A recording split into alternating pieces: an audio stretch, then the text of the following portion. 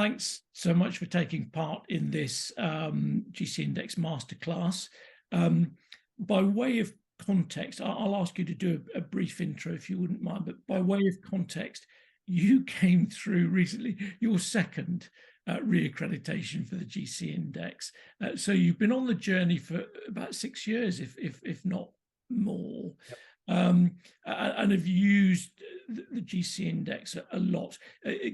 Give our community a little flavour of the context within which you're using it.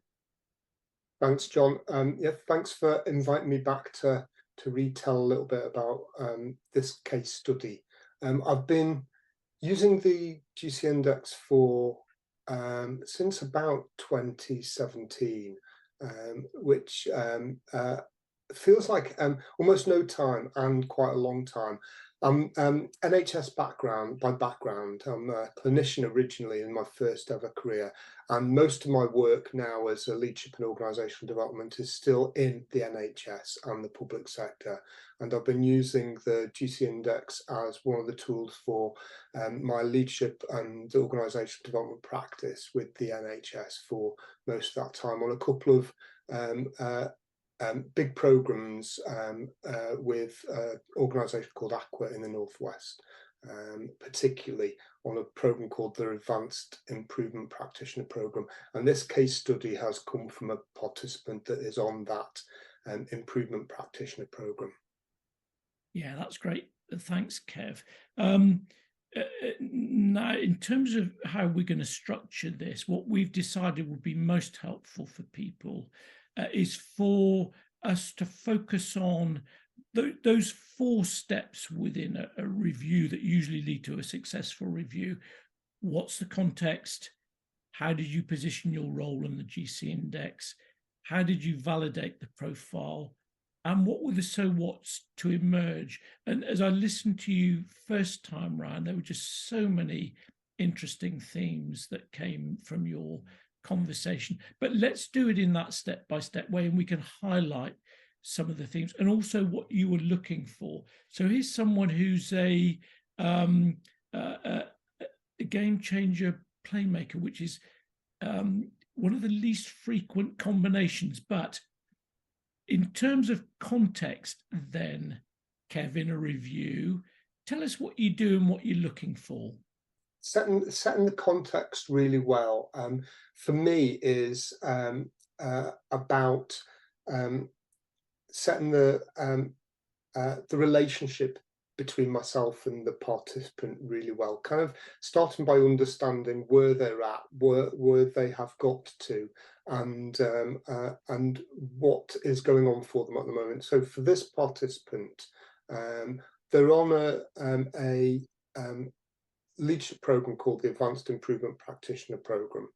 I often deliver the GC Index session as a group session with that group, and this participant had missed the group session, so I was doing a one-to-one catch up with them after that, and they were really keen for this because they were at a transition in terms of their career. They'd undertaken the GC Index assessment in a previous role and had since moved jobs. So they were moved into a Chief Nursing Information Officer job in a new organisation, and so setting the context for me is about being curious about what was going on for them then and what's going on for them now.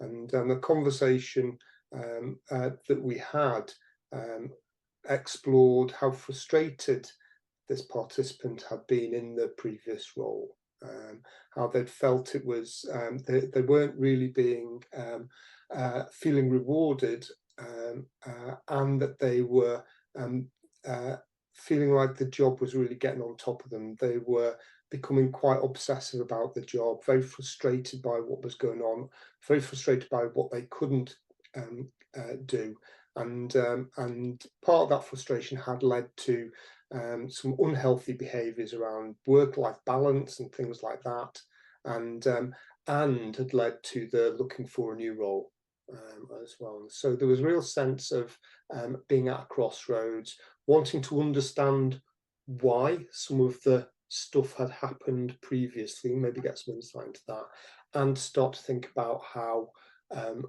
she could think differently about her new role, particularly those early days in her new role, which might get some insight into stuff that she could be more intentional about rather than accidental. So you're having to hold all this information, which is quite interesting, isn't it, really? And Yeah. holding it in mind, seeing how that will unfold. But I did like the way you listened out for energy, where it was and where it isn't. And that often comes across in the language of frustration, doesn't it? Yeah. And I often think frustration is just energy that can't go where it wants to. So she Yeah. was giving you some clues. Do you remember what you were picking up with that context around this profile, or was it just settling with you? Well, I guess there's it's starting for me to kind of just make my own sense of what I'm seeing with the game changer profile and how that's playing out in the real world for them. So I think I'm very much in kind of receiving mode, but then just trying to make a couple of connections that maybe start to make sense to me. I think uh, the way I work, I guess, is I'm very careful not to make too much sense because it's I feel that it's for the participant to make their sense and for me to help them with that exploration. Yes. And that leads us very nicely then into step two, once you've got that context of positioning the GC index and your role. What are the sort of key messages you're aiming at with that part of it? I guess the probably most important thing is that I'm doing this shoulder to shoulder with them, that I'm the on I'm exploring with them what's going on, so that my role isn't to tell them the answers, but my role is to help them to explore, to be curious, and to help them to gain their insights into what the GC index uh, gives them. So I kind of place myself as somebody very experienced in using this and other models to help try and make sense of the world, but that the sense that we're going to make is my participant's sense, informed by kind of my thoughts, questions, and curiosity. Yes, it sounds like you've learned to trust that process, Kevin. It's an interesting one because I think a lot of folk in our community, and I think it's the nature of us, isn't it? I think one thing we all share is a desire to help people, and sometimes that can stray into being more directive than we would wish to be. So how do you manage that? Is it simply you find a process that you trust, or? It's I guess it's one of those things that you learn. I think there's a maturity thing that fits into this as well, kind of, and so and funnily enough, I think working in the NHS, you see an awful lot of people who are strongly driven by the desire to help others, and as they progress in their leadership journeys, what one of the risks that they face is that that desire to help, well intentioned, leads to people giving answers too quickly, and not exploring or understanding, and taking control of stuff themselves they could give to others to do. So I think it's a for me anyway, it's a well recognised obstacle to really kind of collaborative leadership in the NHS. This kind of desire to be helpful. Someone comes to you with a question, and you really want to give them an answer quickly, and it's something that I've always kind of felt and don't want to be the expert. I think I'd rather be in a place where I help a number of us uh, explore stuff together rather than me telling people. So maybe there's a bit of my natural kind of preference in there, but also through kind of practice over the years, understanding that and it being clear that actually not giving answers but helping people to explore is much more empowering, much brings out much more potential in people. So it's I guess it's part of my practice as well. And so that clarity of role is so important. And in terms of positioning, What are the key messages around the GC index that you'd like to clarify, given that you'll be aware of other instruments and other tools? What does it bring that you want people to be aware of that starts that process of empowering? Yeah, I guess that that it is pretty good strengths-based tool that we can that whatever our profile scores are, this is a good thing. This is something useful. So there's something. So it's real asset-based rather than deficit-based, and that's something I really kind of like to work with. Particularly in the NHS, I think the focus on transformational change environments is really good, and for this participant as well, particularly they were in a transformational change role, they're in an even bigger transformational change role in the new place. So this being really kind of a tool that the language works for that area, it's directly applicable, it'll make real sense in that space, has been really good as well. And that it's a tool for exploring and gaining increased understanding. So it's not the answer, it's one of many answers, but it's really a useful tool for that, to frame that exploration. Yeah. When we get on to step 3, which is the validation bit, is this profile actually you? We'll see that this individual opened up hugely to you, Kev. I don't know why I'm laughing about that. I was just astounded by how much information you were getting. That must have had something to do with the setup in a way. Can you pinpoint what you're striving to? Because getting people to open up is so key, isn't it? Yeah. Well, I think that right the way through. So building rapport with the person that you're working with is really important, isn't it? And I guess that rapport building can be built in a couple of ways. There's that trust in you.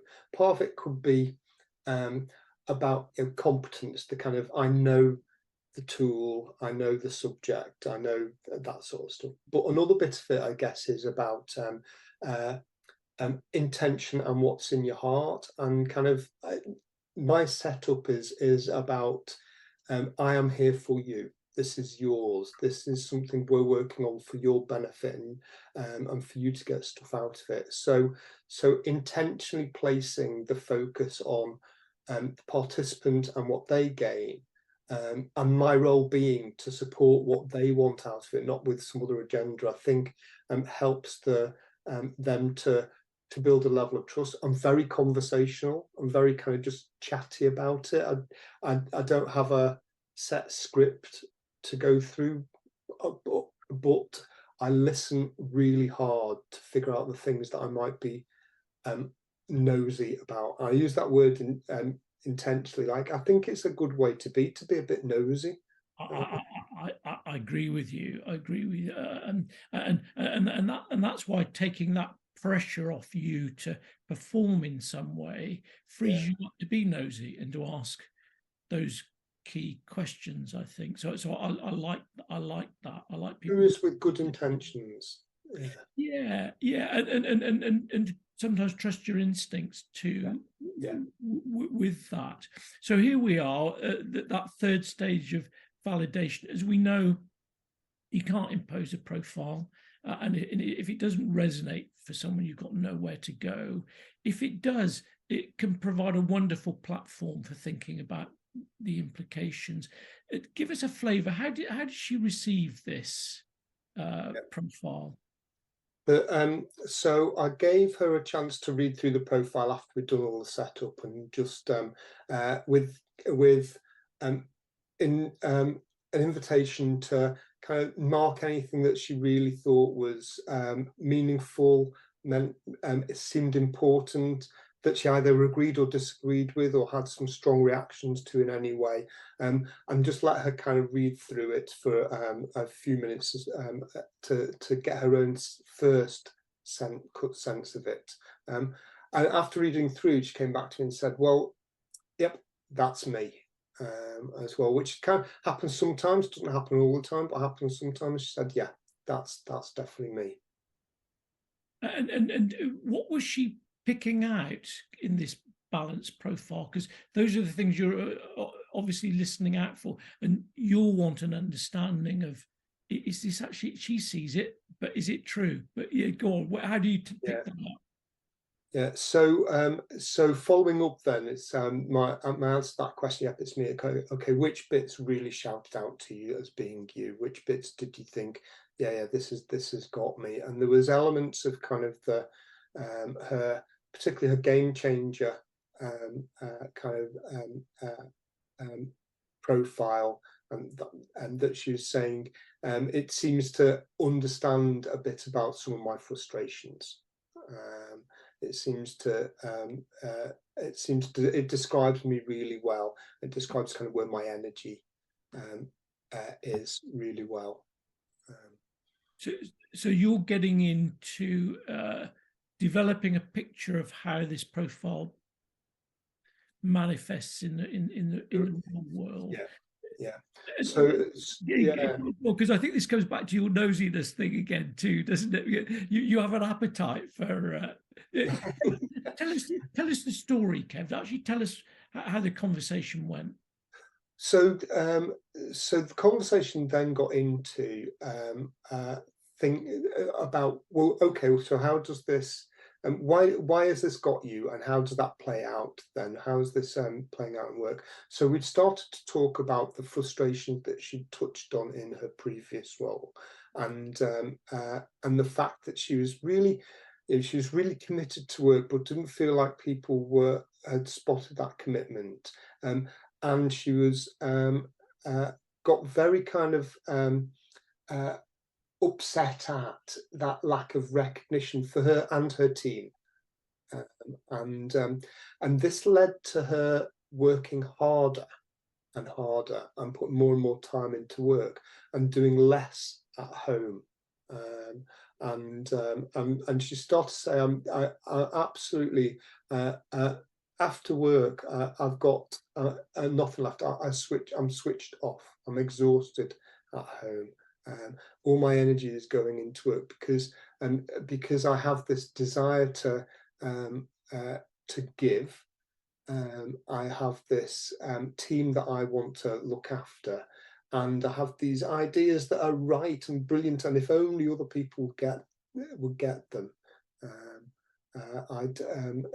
we could really do some great stuff. So we had a good conversation about that, like you say, that negative energy, that frustration that has come out, and that has led to quite some kind of very unhealthy behaviours being built up, and recognising that's had a massive impact on her ability to deliver her job, but to have a life as well, and get that balance right. And from all of your experience, because I know that sometimes at a sort of conceptual level, we have conversations about playmakers, and it's they can feel like quite complex in terms of that particular proclivity, and then you talk to them and you think, yeah, I get it now. I know what this playmaking stuff is all about. But what have you learned to listen out for? There's clearly the game changer ideas in there. I'd like to come back to that, but what do you, over time, what have you learned to listen out for that says, yeah, this is typical playmaker, if you like?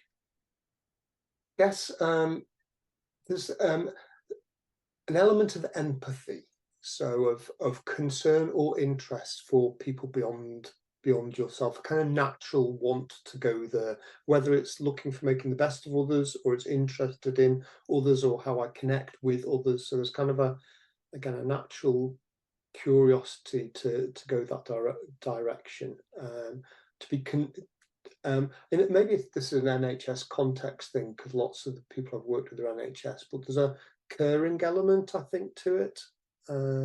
I care for others, so and so I want the best for them, and I want the best out of them, and I've got an idea about how I could do that, and how they could present well. So for me, I think certainly maybe it's an NHS thing. There is a curb bit in there. Yes, and is there a correlation with or do all of us need to see to feel a degree of recognition? I'm not sure on that one, but that was a theme, wasn't it? That she didn't feel that. Yeah, yeah. I didn't know whether that's from Playmaker or more from the fact she's got good ideas and can see that these ideas could have an impact. Maybe the interaction between that and Playmaker and Game Changer might mean that if those ideas aren't taken up, kind of negative consequences for self, but negative consequences for others, kind of is highlighted. Got you. Oh, that's interesting. Yeah. So, as a game changer, your sense that she was a generator, not just a harvester of ideas. I think so. Yeah, Yeah. I think she had, yeah. And part of her frustration was the bureaucracy of big organisations that mean that ideas, that if you've got good ideas, there's a lot of stuff to get through before they can come to fruition. So it's slow, it's ponderous, it feels very uh, it feels like it's not a fertile place for ideas. Yeah. And Kev, I recall that you also did touch on that polisher proclivity too, didn't you, in her makeup? I think so. I think there's a I mean, I think as a whole, she was really clear that kind of she had um, that she has a desire to improve. And in fact, and then she was in an improvement role, a specific improvement role in the NHS, and moving into an improvement type job. And so I think yeah, I think um, that kind of resonates with the sort of people on that particular program. Funnily enough, that she was participant on. I'd say the majority of participants score very highly as uh, uh, really highly as implementers or and polishers. So tend to be really strong around that in the bottom of the um, matrix, and I guess that's why they end up in roles like they're in, those sort of quality improvement roles. Yeah. Before we go on to the last step of the so what's, Kev, the other thing that you picked up, here's someone who is confiding in you, and they're telling you stuff, and they're using the GC index profile to have that conversation, and she flags something that we will have seen before in playmakers, and it can feel like there are gender differences around that at times, but she's talking about getting home and just feeling completely depleted because she's done all the giving out stuff. It would be, and it'd be interesting to know how consciously you manage that. You feel comfortable exploring someone's life broadly, which makes for such a rich conversation. But it feels like there's often a boundary in here between sort of review, coaching, and counselling. Is that a conscious thing that you seek to manage? Yes, and yes.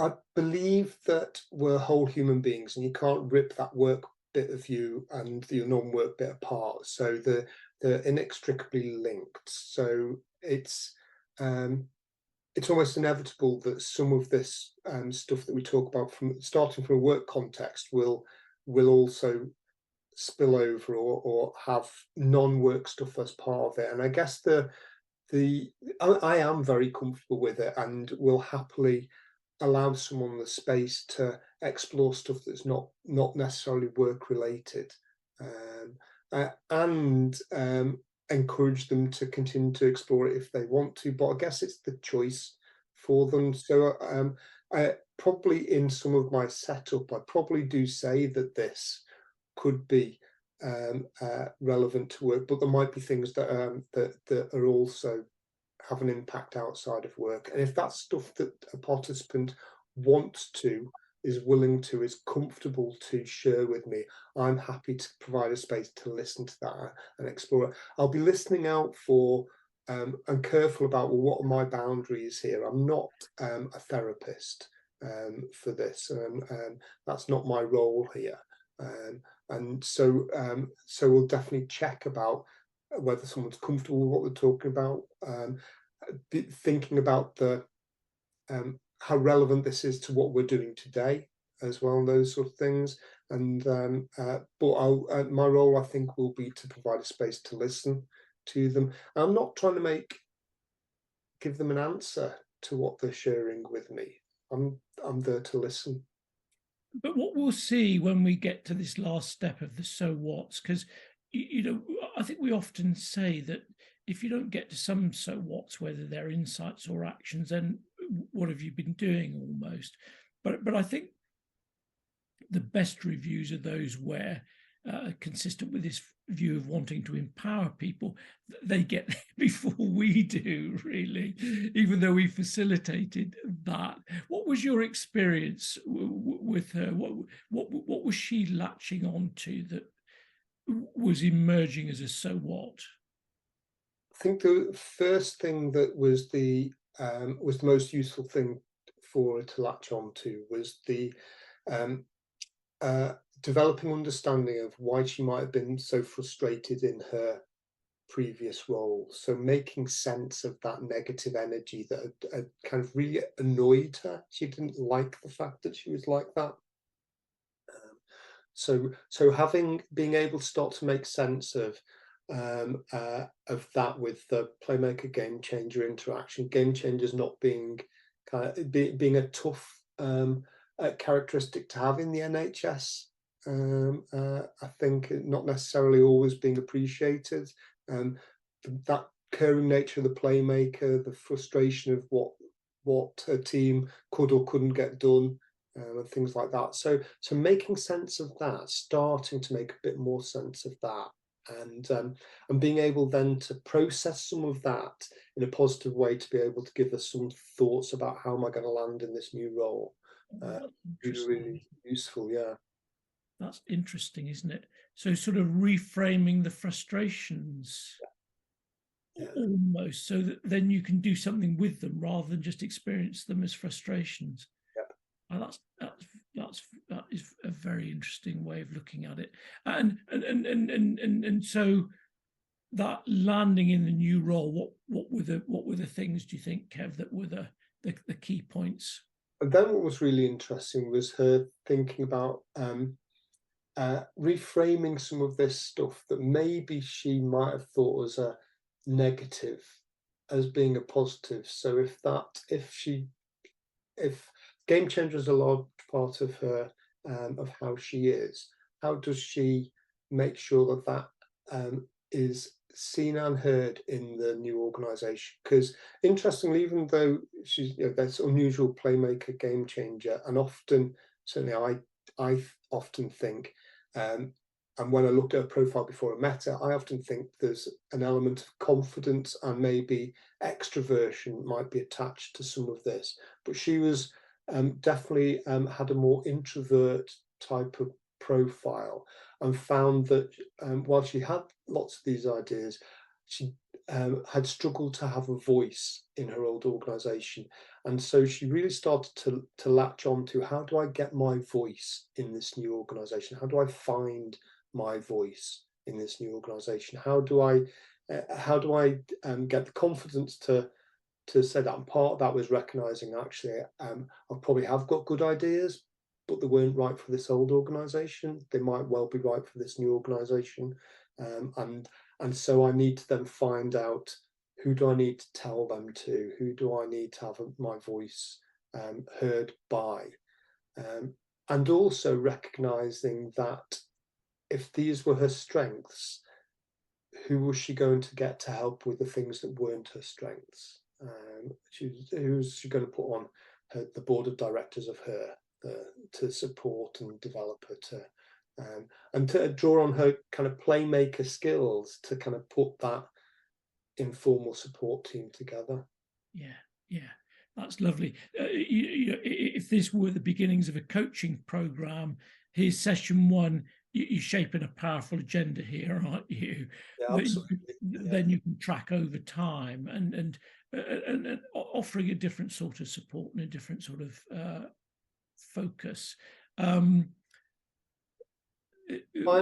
thing she left with from the session was kind of said, you know, okay, what are you going to take away? What's the stuff you're going to take away to do now? And she said, well, I need to first of all reflect on this conversation. I need to take more time to have a think about it because there's a lot in this. I need to take it into my new role, both kind of as thinking about it, but actually I'm going to commit to talk to my line manager about this and about how I find my voice, how I support myself well to do the stuff that is my strengths, and how I put, you know, get the right sort of support around me so that I don't feel as frustrated as I did in my last role. Yeah, you must have been pleased, Kevin, where you got to with that in the space of an hour and something to make you know, cover that sort of ground is great, isn't it? Yeah. Really pleased, and she was really pleased that she took something that she really owned away, and that it was something that she could continue to work with. So yeah, delighted, both of us. Yeah, lovely, good. Kev, thanks so much for sharing that story and giving us your insights into what works well for you. I'm sure our audience today will be thinking hard about that.